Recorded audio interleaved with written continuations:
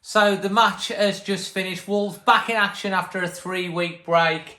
And it's finished our team, Wolves 2, West Ham 3. First thing I've got to say, just before we get going, absolutely heartbroken, I think as all Wolves fans will be, for Johnny Otto. Injured in training yesterday, and another ACL, the same ACL that he's just got back for. 7 games he's been back, and he's out injured again. Probably won't play till October. I hope he does get back, but that's just tragic news. Obviously, Wolves then, we thought Molineux wouldn't be playing because of a groin injury, and then to hear that Bolly, again, he was out with a positive COVID test today. 2 of our key defenders out. And it really showed. Nuno surprisingly switched to a back 4. And we were all over the shop as a back 4. I'm not comfortable personally with Cody playing in and Saïd's playing in a back 4 generally. I think Cody looks very comfortable in a back 3. I think against real quality strikers, he struggles. He feels a little bit more exposed. When he's got someone either side of him, I think he looks better.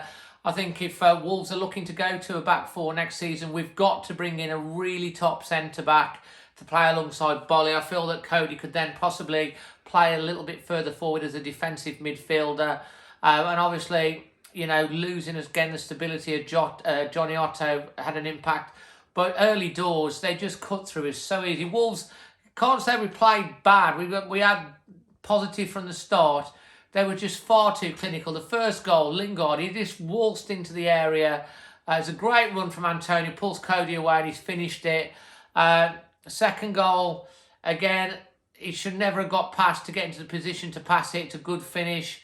And the third goal, again, Lingard, who's had a fantastic night for them. There's 5 players on him. Why someone not tagged him down, took one for the team? He's carrying on running and it's a good finish. But it's 2 against 5. Should not have happened. That's poor from the midfield and from the defence. So Wolves, going forward, having Daniel Podence back into the team, I thought he looked great in the first half. We missed him in the second half.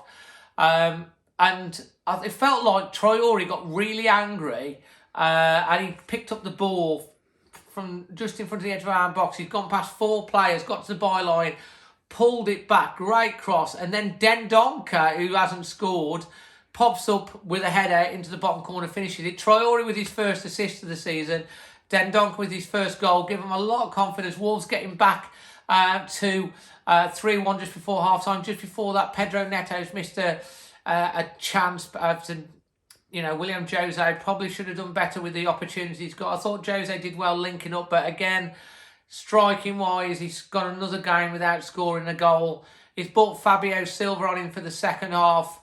And I'll tell you what, it's a ball, he's brought it down and he's scored into the bottom corner. That's the talent that he has got. It's a fantastic finish. It's a long way to pay back that 35 million. But there for a second, we've got a glimpse of what Fabio Silva can do.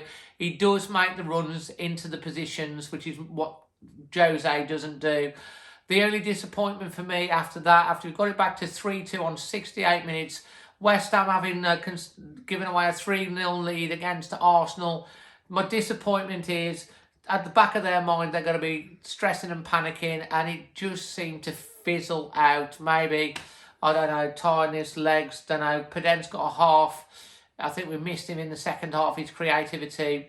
I think he brings a lot to the side, and, and I think playing with the 4 at the back, we definitely are more offensive and creating more opportunities. Let's just put the stats out there. Wolves have had 63% possession.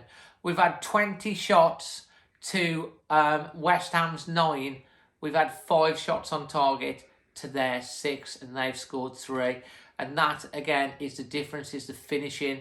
And Lingard's, and when Antonio went off, injured, I thought we were looking a lot more comfortable because he bullies. Every time he plays against our defence, he looks so good and we struggle against him. When he went off, it got easier for our back 4 and we had a lot more possession. We did well. But overall, in terms of the performance, I don't think the performance was that bad.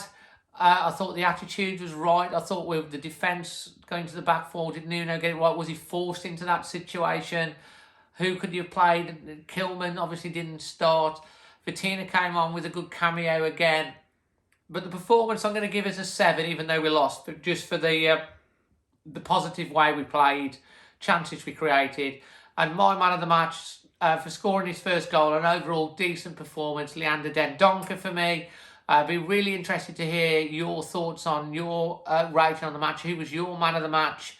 And of course, you know, extra time is going to be tomorrow night at 7 o'clock. If you want to get on that, message the Always Wolves Facebook page, and we'll get you on the show tomorrow night at 7 o'clock to talk about the afternoon. We have a couple of West Ham fan on as well to talk about it as well. But if you want to get on the show, get in early, because I think it's going to be a big one tomorrow night at 7 o'clock. So yeah, overall, we got Fulham on Friday. People, don't panic. We're not going down. It's not happening. But we just need to make sure we have a big, decent performance against Fulham, not lose.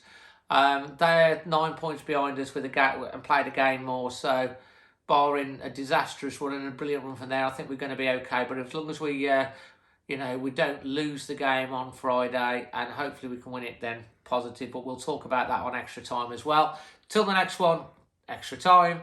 I'm Dazzling Dave, Always Wolves.